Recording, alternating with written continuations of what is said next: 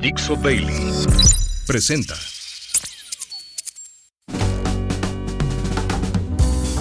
Bienvenidos. Esto es Fuera de la Caja.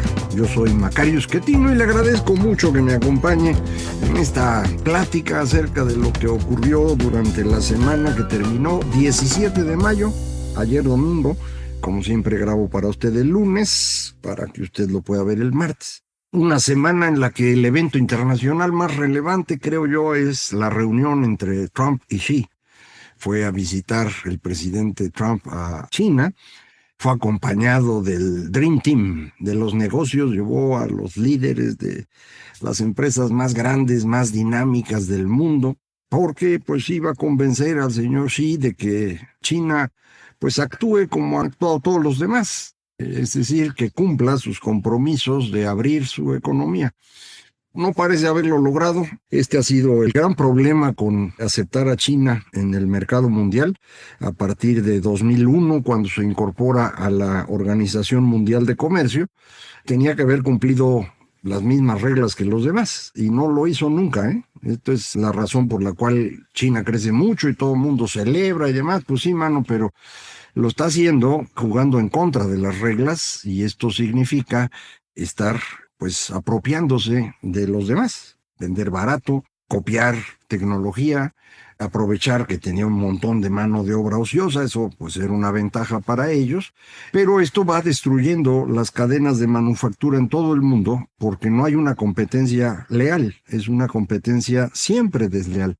Y esto es lo que fue generando un desequilibrio que además pues China logró que nunca se compusiera. Este desequilibrio tiene que ver con un exceso de exportaciones que debían haber provocado, es lo que provocan en cualquier país normal. A la hora de recibir un montón de divisas, porque estás exportando mucho, tu moneda empieza a fortalecerse y esto implica que poco a poco tus exportaciones se van frenando. Se equilibra el flujo de capital con el flujo de mercancías. Con China no pasó así. China controla su tipo de cambio, es un poco como nosotros lo hicimos en los años 70 y 80, pero pues sin dinero acabamos quebrados. Ellos fueron acumulando el dinero, nunca permitieron tener un déficit, porque a diferencia de nosotros en los 70 y en los 80, lo que China hizo todo este tiempo es obligar a su gente a consumir mucho menos de lo que producía. Aquí en México, en toda América Latina, el consumo es la variable más importante de la demanda interna. Nos comemos aquí en México más del 70% del PIB. Allá en China no los dejan. Entonces, mediante salarios deprimidos, tasas de interés negativas en los bancos, impuestos elevados, el gobierno chino se apropia de lo que producen los chinos y lo utiliza para reinvertir. Gracias a eso han crecido todo lo que han crecido, pero, insisto, esto solo puede ocurrir cuando uno pues está aprovechando las reglas internacionales del juego a su favor y nadie lo detiene. Así fue durante todo este tiempo. No se ha encontrado cómo obligarlos a cumplir, ahora menos porque pues ya son un país grandote. Lo intentó Trump en este viaje, convencerlos, ¿no? Pero no parece que le hayan hecho caso. En general, los comentarios que yo he visto sobre la visita de expertos de los medios de comunicación internacionales son negativos para Trump. Piensan que la visita no le salió.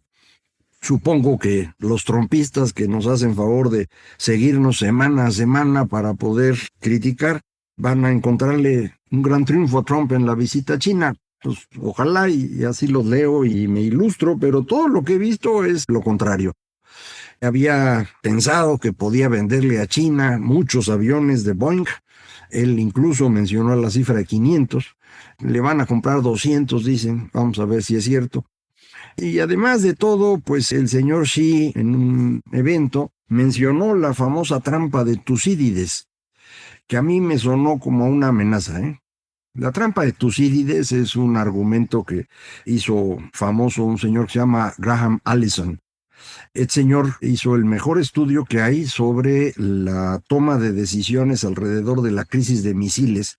¿Se acuerda usted en Cuba en 1962? Y él analiza cómo se tomaban decisiones en ese momento. Es un artículo pues histórico que todo el mundo lee en toma de decisiones de grupos. Y ahora, pues hace ya 15 años escribió este texto sobre la trampa de Tucídides. Tucídides, el famoso, le puedo decir, historiador griego que se concentra en la guerra del Peloponeso, una guerra que ocurre, según lo interpreta Allison, porque Atenas empieza a convertirse en una potencia que amenaza la potencia vigente, que era Esparta. Y eso eventualmente lleva a la guerra.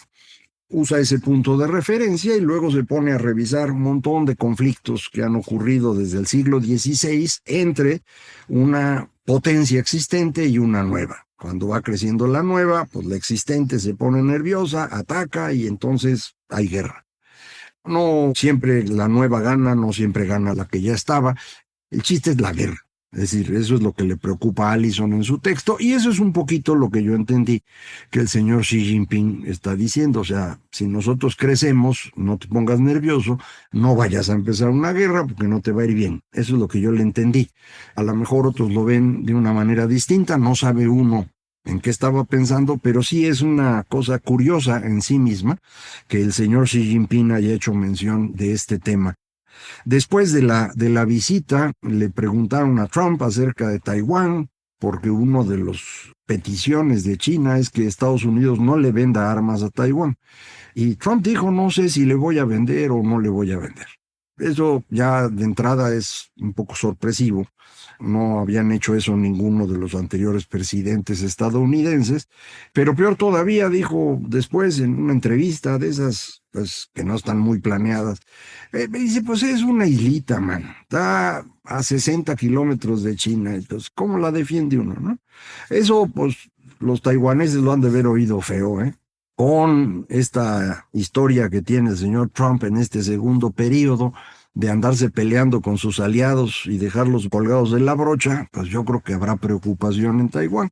Esto no significa que vaya a haber un ataque, ni mucho menos en el corto plazo, pero hay que acordarse que Xi insistía que para 2027 China debe volver a unificarse, que significa que quieren recuperar o tomar Taiwán antes de 2027 o en 2027. Bueno, vamos a ver cómo se mueve esto. Ese fue, insisto, lo más importante de la semana.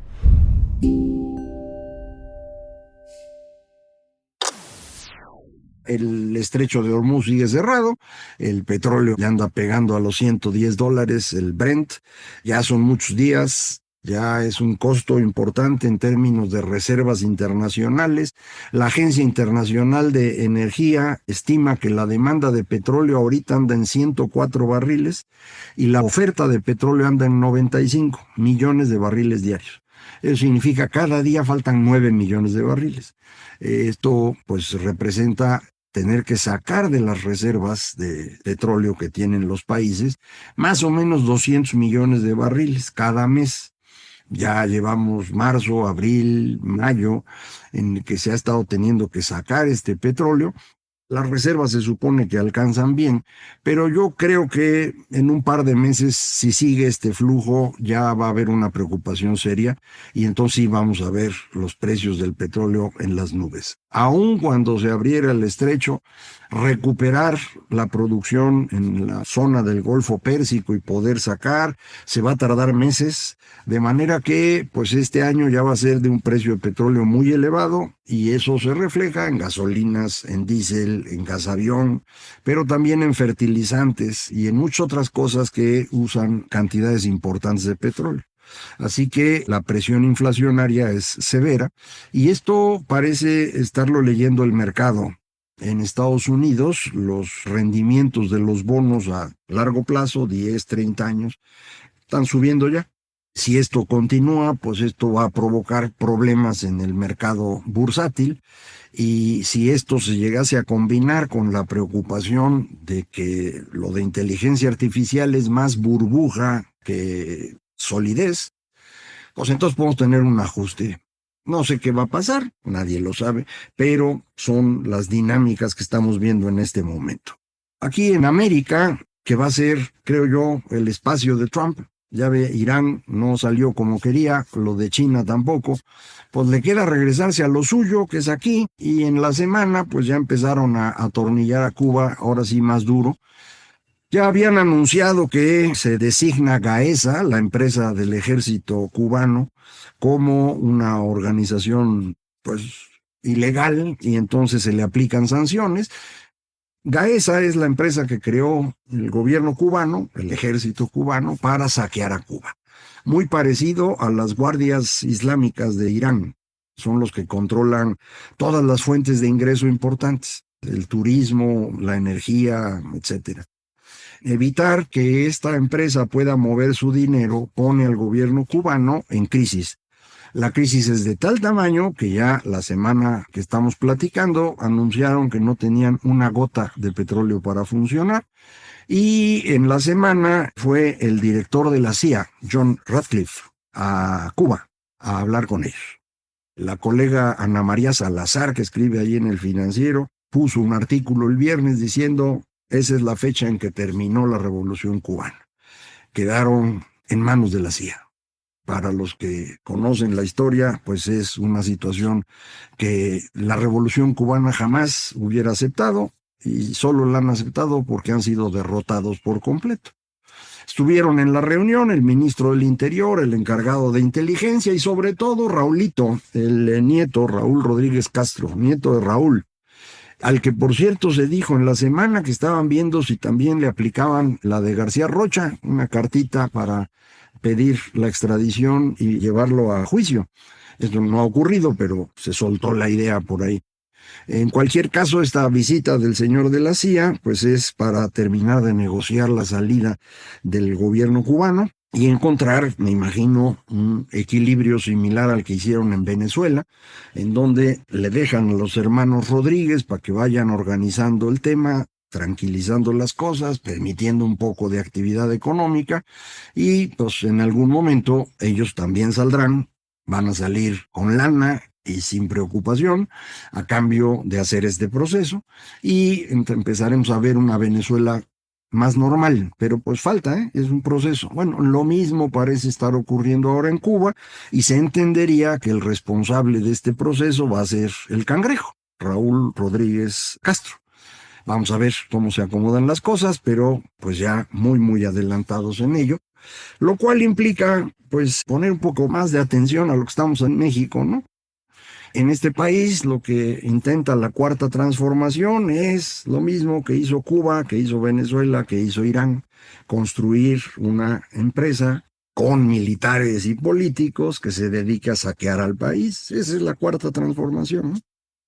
Estados Unidos ya vio que si eso pasa, tarde o temprano, hay que enfrentarlos. Lo tuvo que hacer en Venezuela, en Cuba y en Irán. ¿Para qué esperarse a que les aparezca lo mismo al sur de su territorio, con 2.000 millas de frontera? Entonces, eso es lo que parece haber llevado al cambio de óptica, en el que ya no somos un país con narcotraficantes, sino una amenaza a la seguridad nacional. Eso es lo que, insisto, yo he entendido en las últimas semanas, y que me parece explica lo que está haciendo el gobierno de Estados Unidos, más allá de Trump, ¿eh? Es decir, se están aprovechando de que Trump es acelerado y le gusta que las cosas salgan rápido, pero esto es algo que se ve con claridad. Es una construcción de muchas agencias y del Departamento de Estado de los Estados Unidos. Es una política de ese país en la que pues están interesados en evitar que ocurra este fenómeno que ya comentamos, la creación de un ente, una empresa, un organismo mezclado entre militares y políticos que se dedica a saquear a la población. No lo quieren. Y eso es lo que estaban haciendo la 4T. Y por eso mi opinión es que esto ya se acabó. No pudieron, lo estaban intentando, no les dio tiempo. Avanzaron un montón, ¿eh? Es decir, destruyeron toda la institucionalidad que habíamos hecho en México, destruyeron la economía, pero no les dio tiempo de consolidar. Antes de ello, se les vino encima esta presión estadounidense.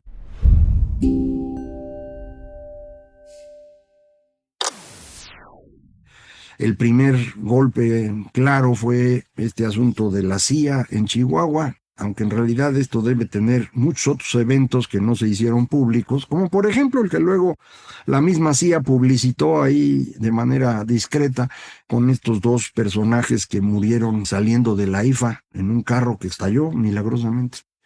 Entonces, debe estar trabajando en muchos lados, pero pues el de Chihuahua fue el que se conoció. La presidenta vio ahí un hueco para defender la soberanía nacional, pero sobre todo ir a ganar Chihuahua, porque va a haber elecciones el próximo año.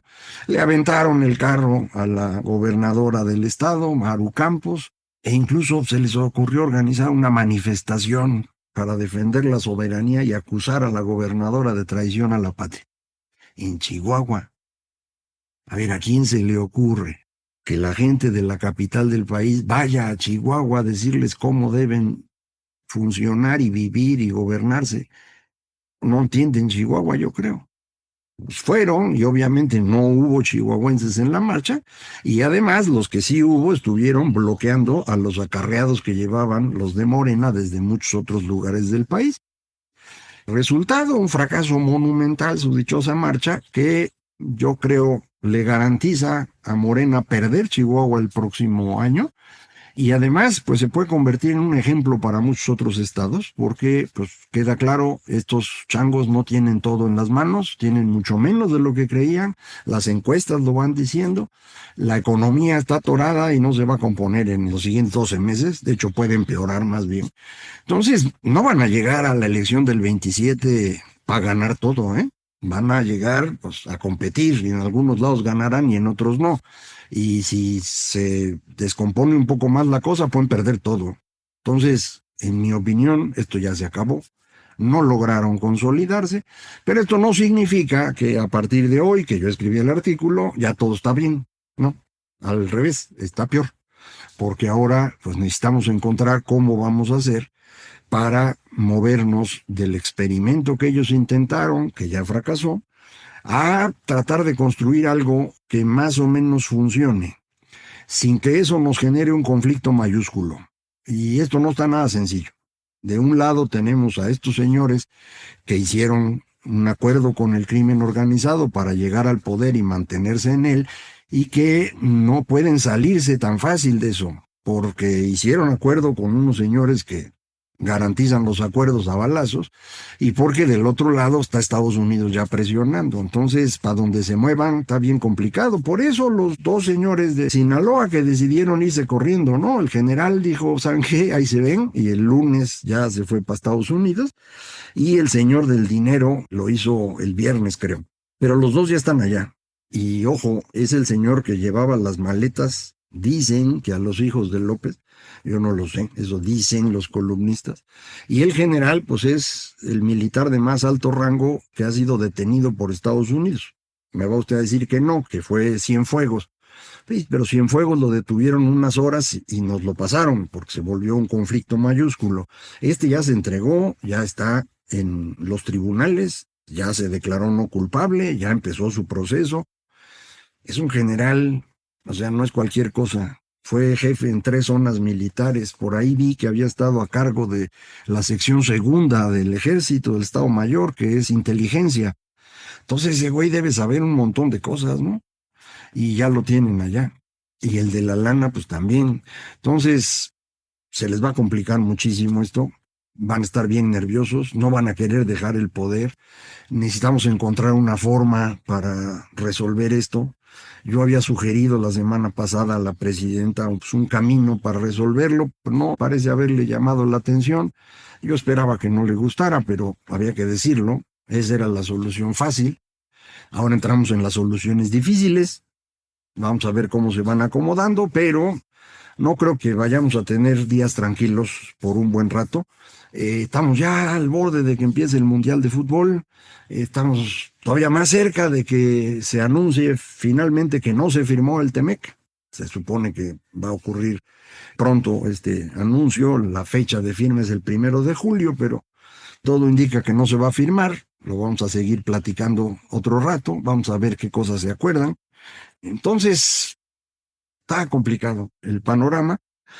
Todo esto se lo ganaron a pulso estos señores. Ellos son los que destruyeron el país que teníamos, que no era maravilloso ni mucho menos, pero iba avanzando razonablemente.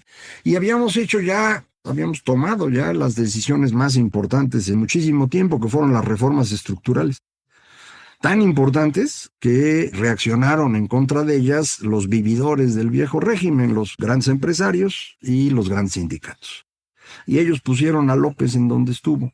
Y López les pagó lo que le habían encargado, destruyó todo para concentrar el poder en sus manos. La señora que está hoy trabaja para él, como todo el mundo sabe. Entonces estamos metidos en un camote que ellos hicieron. Y ahora ellos no saben cómo salir. Y el problema es que nos va a costar a todos. Pero bueno, en eso estamos ahorita y aquí seguiremos cada semana platicando, pues, qué pasa con esto. Muchísimas gracias. Esto fue Fuera de la Caja.